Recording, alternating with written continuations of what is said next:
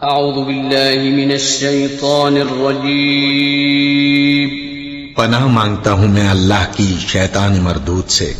بسم اللہ الرحمن الرحیم شروع اللہ کا نام لے کر جو بڑا مہربان نہایت رحم والا ہے۔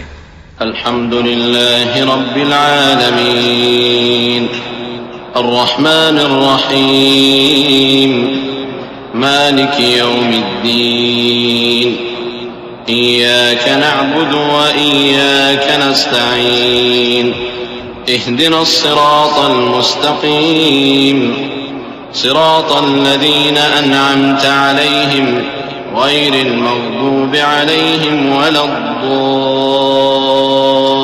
الضالین آمین۔ سب طرح کی تعریف اللہ ہی کے لیے ہے جو تمام مخلوقات کا پروردگار ہے، بڑا مہربان نہایت رحم والا انصاف کے دن کا حاکم۔